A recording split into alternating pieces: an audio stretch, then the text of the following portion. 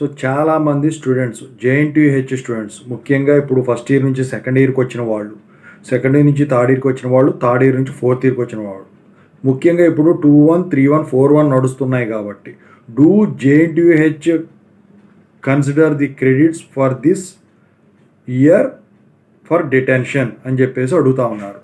So దాని గురించి మాట్లాడదాం. ముందుగా అయితే ఇంతవరకు ఈ ఛానల్ సబ్స్క్రైబ్ చేసుకొని వాళ్ళు ఎవరైనా ఉంటే సబ్స్క్రైబ్ చేసుకొని ఈ వీడియోని లైక్ చేసి షేర్ చేయండి. మీకు ఏమైనా డౌట్స్ ఉన్నట్టయితే కాల్ మీ 4 ద్వారా కాల్ చేయండి.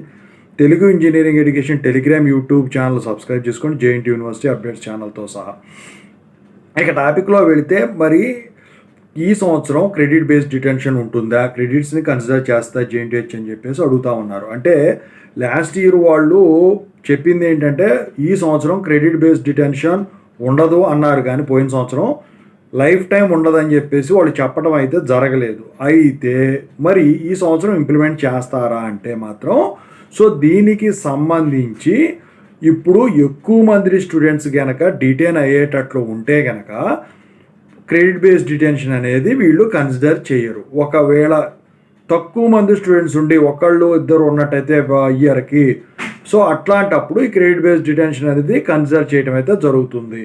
సో ఏది ఏమైనప్పటికి కూడా మీరందరూ కూడా ఈ క్రెడిట్స్ బేస్డ్ డిటెన్షన్కి సంబంధించిన అప్డేట్ ఎప్పటికప్పుడు మారుతూ ఉంటుంది కాబట్టి మీ జాగ్రత్తలో మీరు ఉండటం మంచిది. అంటే మీరు ఇప్పుడు ఎన్నైతే క్రెడిట్స్ తగ్గినాయో ఆ క్రెడిట్స్ అన్నీ కూడా మీరు సెక్యూర్ చేసుకోవాలి. అంటే అవి ఎలా వస్తాయి, మీరు సబ్జెక్టులు పాస్ అయితే వస్తాయి. ఇప్పుడు ఎలాగూ జరుగుతూ ఉన్నాయి ఎగ్జామ్స్ కాబట్టి అన్నీ ఆల్మోస్ట్ అయిపోయినట్టు అనుకోండి.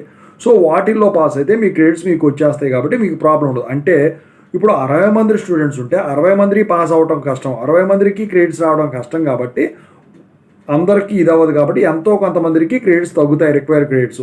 సో ఆ కేసులో ఏమన్నా కన్సిడర్ చేసి మళ్ళీ, ఎందుకంటే కొత్తగా వైస్ ఛాన్సలర్ గారు వీళ్ళు వచ్చారు కదా, సో మరి ఏమన్నా కొత్తగా ఇంప్లిమెంట్ చేస్తే తప్ప, ఎందుకంటే లాస్ట్ ఇయర్ వాళ్ళు చెప్పింది నేను చెప్పాను కదా ఇందాక, సో దాని ప్రకారం చూసుకుంటే ఈ ఇయర్ మళ్ళీ అకాడమిక్ ఇయర్ రెన్యువల్ అయింది కాబట్టి, సో అకాడమిక్ క్యాలెండర్స్ కూడా రీషెడ్యూల్ అయిపోయినాయి కాబట్టి, సో మొత్తానికైతే మీకు వచ్చేసరికి కన్సిడర్ చేస్తారని చెప్పేసి నేనైతే భావిస్తా ఉన్నా. ఏదైనా అప్డేట్ తెలిస్తే మీకు ఖచ్చితంగా అయితే నేను చెప్తాను. ఓకేనా?